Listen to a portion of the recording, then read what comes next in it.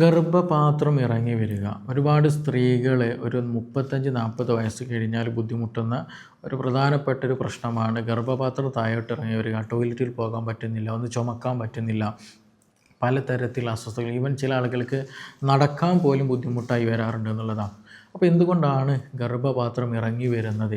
എന്താണ് അതിന് പ്രധാന റീസൺ? എന്തുകൊണ്ടാണ് ഇന്നത്തെ കാലത്ത് അത് കൂടി വന്നിട്ടുള്ളത്? നമ്മൾ നിർബന്ധമായിട്ടും അറിഞ്ഞിരിക്കേണ്ട ഒരു വസ്തുതയാണ്. അപ്പോൾ അത് അറിഞ്ഞിരുന്നാൽ മാത്രമേ നമുക്കതിനനുസരിച്ച് എന്തൊക്കെ എക്സസൈസുകൾ ചെയ്യാൻ പറ്റും, എന്തൊക്കെ ട്രീറ്റ്മെൻറ്റുകൾ നമ്മൾ എടുക്കാൻ പറ്റും, ഇതെന്തുകൊണ്ട് കൂടുന്നു, എങ്ങനെ ഇത് കുറക്കാൻ പറ്റും, ഇതൊക്കെ നമ്മൾ എന്ത് ചെയ്യണം, അറിഞ്ഞിരിക്കേണ്ടതാണ്. അപ്പോൾ ഇന്നിവിടെ നമ്മൾ ഡിസ്കസ് ചെയ്യാൻ പോകുന്ന പ്രധാനപ്പെട്ട വിഷയം സ്ത്രീകളുമായി ബന്ധപ്പെട്ടതാണ്. ഈ ഗർഭപാത്രം എങ്ങനെ ഇറങ്ങി വരുന്നു, അത് താഴോട്ടൊന്നാകെ പുറത്തേക്ക് വരുമോ, അതിന് എല്ലാ വിഷയങ്ങൾക്കും നമ്മൾ സർജറി ചെയ്യേണ്ടതുണ്ടോ, എന്തെങ്കിലും പ്രൊട്ടക്ഷൻ എക്സസൈസുകൾ അല്ലെങ്കിൽ വേറെ എന്തെങ്കിലും ട്രീറ്റ്മെൻറ്റുകൾ അവൈലബിൾ ആണോ, അതൊക്കെ നമ്മൾ ഈ ഒരു സെഷനിലൂടെ ഡിസ്കസ് ചെയ്യും. എൻ്റെ പേര് doctor Siraj, medical officer, Queenbee health care, Koduvally.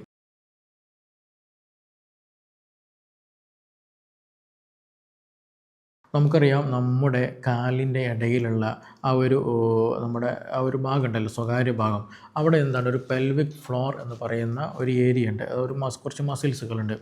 ഈ പെൽവിക് ഫ്ലോർ ഉണ്ടാകുന്ന മസിലുകൾ, ആ ഫ്ലോർ വീക്കായി പോകുമ്പോൾ എന്ത് ചെയ്യും, നമ്മുടെ വയറിലുണ്ടാകുന്ന പല ഘടകങ്ങൾ, നമ്മുടെ പെൽവിക്കിൽ ഉണ്ടാകുന്ന പല ഓർഗൻസുകളൊക്കെ എന്ത് ചെയ്യും, താഴോട്ട് വരുന്ന ഒരു അവസ്ഥ വരുന്നുള്ളതാണ്. അപ്പോൾ ഈ ഒരു സമയത്താണ് മിക്ക ആളുകൾക്കും ഈ പറഞ്ഞതുപോലെയുള്ള ഗർഭപാത്രം താഴോട്ട് ഇറങ്ങി വരുന്നെന്ന് പറയുന്ന ബുദ്ധിമുട്ടുണ്ടാകൽ. ഇത് ചില ആളുകൾക്ക് ഉണ്ടായിരിക്കും, എന്ത് ചെയ്യും, ശാരീരികമായിട്ട് ബന്ധപ്പെടുന്ന സമയത്ത് വേദന അനുഭവപ്പെടുക, എന്തെങ്കിലും ഡിസ്കംഫർട്ട് ഫീൽ ചെയ്യുക, അതേപോലെ തന്നെ ചില സമയത്ത് ബ്ലീഡിങ് വരിക, അതേപോലെ തന്നെയാണ് ചില ആളുകൾക്ക് എന്തോ ഒരു സംഗതി താഴോട്ട് വരുന്ന പോലെ ഫീൽ ചെയ്യും, ചില ആൾക്കത് അനുഭവപ്പെടുക തന്നെ ചെയ്യും. അതേപോലെ തന്നെയാണ് ചിലപ്പോൾ എന്ത് ചെയ്യും, നമുക്ക് ചുമക്കാൻ പറ്റില്ല, തുമ്മാൻ പറ്റില്ല, അപ്പോഴൊക്കെ അവിടെ ഒരു ഹെവിനെസ് താഴോട്ട് വരുന്നത് പോലെ വലിയ തോതിൽ അനുഭവപ്പെടുക എന്നുള്ളതാണ്. അതിൻ്റെ ഒരു പ്രധാന ലക്ഷണം എന്ന് പറയുന്നത് അങ്ങനെ ഒരു ഫീലിംഗ് നമ്മുടെ ബോഡിയിൽ ഉണ്ടാകുന്നതാണ്. ഇത് പല കാറ്റഗറി ആയിട്ട് കാണാറുണ്ട് എന്നുള്ളത്. ചില ആളുകൾക്ക് എന്ത് ചെയ്യും, നമ്മുടെ വെജനയിൽ മുകളിലായിട്ട് വരും, ചിലപ്പോൾ വെജനയിലും തുടക്കത്തിലാവും, ചിലപ്പോൾ വെജനയിലേക്ക് ഇറങ്ങി വരും, ചിലപ്പോൾ പുറത്തേക്ക് എത്തുന്ന രീതിയിലൊക്കെ വരും എന്നുള്ളതാണ്. അപ്പോൾ പല കാറ്റഗറി ആയിട്ട് നമുക്കിത് തിരിക്കാൻ പറ്റും. എല്ലാത്തിനും പോയിട്ട് നമ്മൾ സർജറി ചെയ്യേണ്ടതൊന്നുമില്ല. ചില കാര്യങ്ങൾ ശ്രദ്ധിച്ചാൽ തന്നെ നമുക്ക് എന്ത് ചെയ്യാൻ പറ്റും, അത് കൺട്രോൾ ചെയ്യാൻ പറ്റും എന്നുള്ളത് തന്നെയാണ്. അപ്പോൾ ഇത് ആരിൽ കണ്ടുവരുമെന്ന് ചോദിക്കുകയാണെങ്കിൽ, ഒന്ന് കൂടുതലായിട്ട് പ്രസവിക്കുന്ന സ്ത്രീകൾ എന്നുള്ളതാണ്. കൂടുതലായിട്ട് പ്രസവിക്കുക എന്ന് പറഞ്ഞാൽ ഇതിൽ തെറ്റിദ്ധരിക്കരുത്, ഒരു ഗ്യാപ്പും കൊടുക്കാതെ എന്ത് ചെയ്യുന്ന അടുപ്പിച്ച് പ്രസവിച്ച് കഴിഞ്ഞാൽ എന്ത് ചെയ്യും, നമ്മുടെ ഒരു ഭാഗത്തുണ്ടാകുന്ന മസിലുകളൊക്കെ വീക്കായിട്ട് പോകും. അതുമാത്രമല്ല, ചില പ്രസവങ്ങൾ എന്ത് ചെയ്യാറുണ്ട്, നല്ല വലിയ കുട്ടികളുണ്ടാവും, നല്ല തടി കൂടിയ കുഞ്ഞുങ്ങളാണെങ്കിൽ പ്രസവിക്കാൻ കുറച്ച് പ്രയാസം ഉണ്ടായിരിക്കും അല്ലേ, മസിലൊക്കെ നല്ലോണം സ്ട്രെച്ച് ചെയ്തിട്ടായിരിക്കും ഉണ്ടാവുക. അപ്പോൾ അങ്ങനെ വരുന്ന സമയത്തും മസിൽ വീക്കായിട്ട് ഇതുണ്ടാകാനുള്ള സാധ്യത ഉണ്ടെന്നുള്ളതാണ്. അതേപോലെ നമ്മൾ ശ്രദ്ധിക്കേണ്ടത് പ്രോലോങ്ഡ് ലേബർ, അതായത് കുട്ടിക്ക് വലിയ ഹെവിനെസ് ഒന്നുമില്ല, പക്ഷേ ചില സാഹചര്യങ്ങൾ കാരണമായിട്ട് ഒരുപാട് സമയം എടുത്തിട്ട് എന്ത് ചെയ്യുന്നു, പ്രസവിക്കുന്നുണ്ടെങ്കിൽ ഈ പറഞ്ഞത് ബുദ്ധിമുട്ട് വരാനുള്ള സാധ്യത ഉണ്ട്. ഈ വരുന്നവർക്ക് എല്ലാവർക്കും പ്രശ്നമുണ്ട് എന്നല്ല കേട്ടോ, സാധ്യതകളാണ് ഞാനിവിടെ പറയുന്നത്. ഏറ്റവും കൂടുതൽ കണ്ടുവരുന്ന ആളുകളുടെ കേസുകളാണ് നമ്മളോട് പറയുന്നത്. അപ്പോൾ ഈ പ്രസവവുമായി ബന്ധപ്പെട്ട ഈ 3 കണ്ടീഷനുകളിൽ ഉണ്ടാകാനുള്ള ചാൻസസ് ഉണ്ട്, സാധ്യത ഉണ്ട് എന്നുള്ളതാണ്. അതേപോലെ തന്നെ മറ്റൊന്നാണ് ഏജിങ് വളരെ ഫാക്ടറാണ്. അതായത് ഏജ് ആവുന്നതിനനുസരിച്ച് സ്ത്രീകൾക്ക് മെൻസസ് നിൽക്കുമല്ലോ. അപ്പോൾ മെൻസസ് നിൽക്കുന്ന സമയത്ത് ബോഡിയിൽ ഈസ്ട്രോജൻ്റെ അളവ് നല്ലോണം കുറയും. ഈ ഈസ്ട്രോജൻ്റെ അളവ് കുറയുമ്പോൾ സ്വാഭാവികമായിട്ട് എന്ത് ചെയ്യും, ആ ഒരു ഭാഗത്തുണ്ടാവുന്ന മസിൽസുകളിൽ പ്രത്യേകിച്ച് വീക്ക്നെസ് വരും, മുമ്പത്തെ സ്ട്രെങ്ത് ഒന്നും ഉണ്ടായിരിക്കില്ല. അപ്പോൾ സ്വാഭാവികമായിട്ടും വരും. ഏറ്റവും കൂടുതൽ ആളുകൾ പ്രയാസപ്പെടുന്നത്, അതായത് ചിലപ്പോൾ പ്രഗ്നൻസി പോലും കഴിയാത്ത ആളുകളുണ്ടായിരിക്കാം, അല്ലെങ്കിൽ ചിലപ്പോൾ 1-2 പ്രഗ്നൻസി തുടക്കത്തിൽ കഴിഞ്ഞതായിരിക്കും, അതായത് കൂടുതൽ പ്രസവിച്ചതുണ്ടായിരിക്കില്ല. അവർക്കൊക്കെ എന്ത് ചെയ്യും, ഈ പറഞ്ഞതുപോലെ മെൻസസ് വന്നു കഴിഞ്ഞാൽ അല്ലെങ്കിൽ ഈസ്ട്രോജൻ അളവ് കുറയുന്ന സമയത്ത് ഈ ഒരു വീക്ക്നെസ് വന്നു കഴിഞ്ഞാൽ സ്വാഭാവികമായിട്ടും ഈ ഒരു ഗർഭപാത്രം ഇറങ്ങി വരാനുള്ള സാധ്യത ഉണ്ടെന്നാണ്. അപ്പോൾ അതേപോലെ തന്നെ മറ്റൊന്നാണ്, നമ്മൾ സിവിയറായിട്ട് അവിടെ പ്രഷർ കൊടുക്കാതെ നല്ല ക്രോണിക് ആയിട്ട് ചുമയുള്ള ആളുകൾ, അതുപോലെ ടോയ്ലറ്റിൽ പോയിട്ട് കൂടുതൽ നേരം ഇരിക്കുന്ന ടെൻഡൻസി ഒക്കെ നിങ്ങൾക്കുണ്ടെന്നുണ്ടെങ്കിൽ ഈ പറഞ്ഞതുപോലെ ഗർഭപാത്രം താഴോട്ട് ഇറങ്ങാനുള്ള സാധ്യത ഉണ്ടെന്നുള്ള നമുക്കറിയാം. ഈ ചുമക്കുന്ന സമയത്ത് അതേപോലെ നമ്മൾ നല്ല വെയിറ്റ് ഒക്കെ എടുക്കുക, നമ്മളെന്ത് ശ്വാസം പിടിച്ചിട്ട് വെയിറ്റ് എടുക്കും എന്നുള്ളതാണ്. അപ്പോൾ ആ ഒരു പിടിക്കുന്ന സമയത്ത് നമ്മുടെ പ്രഷർ ഇവിടേക്ക് പോകുന്നുണ്ട്, നമ്മുടെ ആ ഒരു ഫ്ലോറിലേക്ക്, നമ്മുടെ ആ ഒരു ഗർഭപാത്രം ഇരിക്കുന്ന ആ ഒരു ഭാഗത്തേക്ക് പോകുന്നുണ്ടെന്നുള്ള.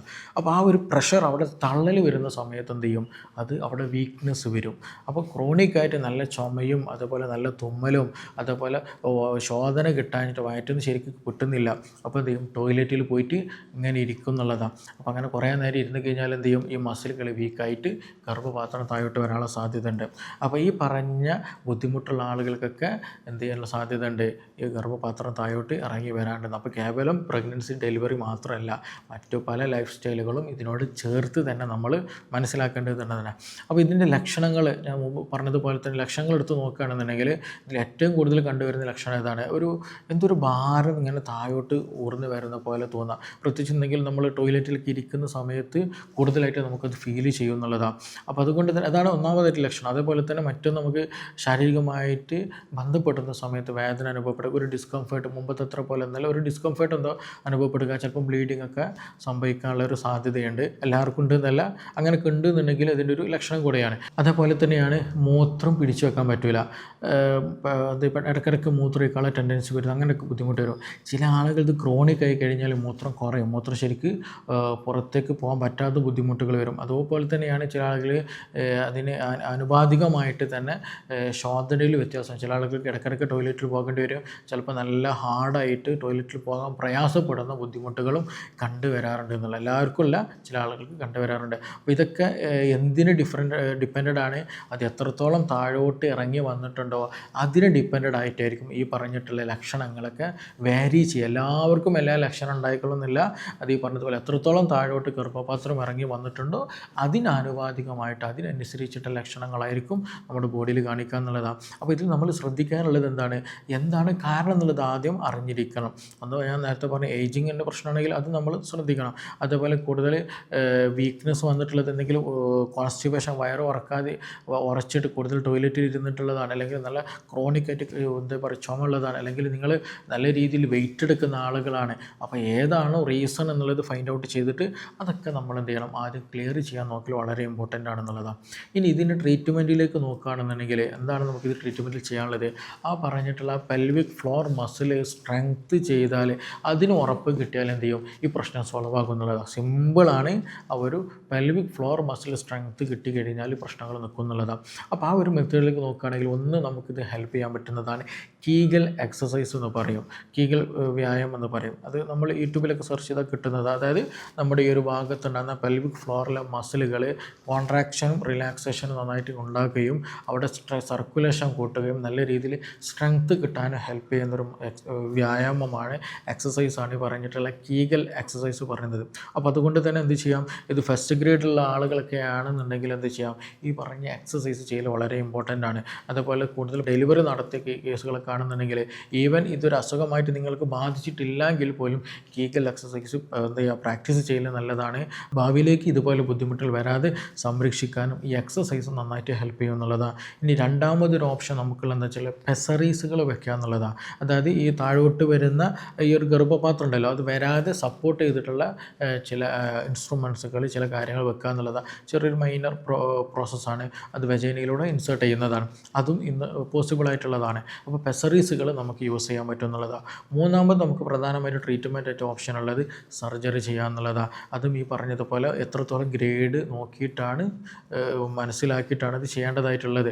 അപ്പോൾ നല്ല രീതിയിൽ പ്രയാസമുണ്ട്, നല്ല സിവിയർ ബുദ്ധിമുട്ടാണ്, നടക്കാൻ പറ്റുന്നില്ല, എപ്പോഴും മൂത്രം പോവാണ്, തീരെ കൺട്രോൾ ചെയ്യാൻ പറ്റുന്നില്ല, ഒരു പ്രോഗ്രാമിന് പുറത്തേക്ക് ഇറങ്ങാൻ പറ്റുന്നില്ല, കാരണം അത്ര എപ്പോഴും മൂത്രം പോയിക്കൊണ്ടിരിക്കുന്ന ബുദ്ധിമുട്ടുകളൊക്കെ ഉണ്ടെന്നുണ്ടെങ്കിൽ നമ്മൾ എന്ത് ചെയ്യേണ്ടി വരും, സർജിക്കൽ ഓപ്ഷന് നോക്കേണ്ടി വരും എന്നുള്ളതാണ്. അപ്പോൾ ഈ ഒരു വിഷയത്തിൽ നമ്മൾ എന്ത് ചെയ്യും, ഒന്ന് പ്രിവെൻഷനാണ് ഇമ്പോർട്ടൻ്റ് ആയിട്ട്, ഏറ്റവും കൂടുതൽ ഇമ്പോർട്ടൻറ്റ് നമുക്ക് പ്രിവെൻഷൻ ആണെന്നുള്ളതാണ്. അതായത് വരാതെ ശ്രദ്ധിക്കുക എന്നുള്ളതാണ്. അപ്പോൾ കൂടുതൽ ടോയ്ലറ്റിൽ ഇരിക്കുന്ന ശീലം ഉണ്ടാകരുത്. അമിതമായിട്ട് ചുമയും കാര്യങ്ങളുണ്ടെങ്കിൽ അത് ശ്രദ്ധിക്കേണ്ടതുണ്ട്. അതേപോലെ തന്നെയാണ് കൂടുതൽ പ്രഗ്നൻസി കാര്യങ്ങളൊക്കെ കഴിഞ്ഞ ആളുകളാണെന്നുണ്ടെങ്കിൽ നിർബന്ധമായിട്ടും എന്ത് ചെയ്യുക, ഈ പറഞ്ഞ എക്സസൈസ് കാര്യങ്ങളൊക്കെ ഒന്ന് ചെയ്യുകയും ചെയ്യുക എന്നുള്ളത്. അപ്പോൾ ഇത് ട്രീറ്റ്മെൻറ്റ് അവൈലബിൾ ആണ്. നമ്മൾ എന്ത് ചെയ്യണം, പ്രിവെൻഷൻ പെർഫെക്റ്റ് ആയിട്ട് കൊണ്ടുപോവുകയാണെങ്കിൽ ബുദ്ധിമുട്ടില്ലാതെ നമുക്ക് മുന്നോട്ട് പോകാൻ പറ്റുമെന്നുള്ളത് തന്നെയാണ്. അപ്പോൾ ഈ വിഷയത്തിൽ നിങ്ങൾക്ക് എന്തെങ്കിലും സംശയങ്ങളുണ്ട്, കൂടുതലൊക്കെ അറിയാനൊക്കെ താല്പര്യമുണ്ടെങ്കിൽ എന്ത് ചെയ്യുക, താഴെ തന്നിട്ടുള്ള നമ്പറിൽ ബന്ധപ്പെടാവുന്നതാണ്. നമുക്കിനി മറ്റൊരു വിഷയവുമായി ബന്ധപ്പെട്ടിട്ട് വീണ്ടും കാണാം. Thank you.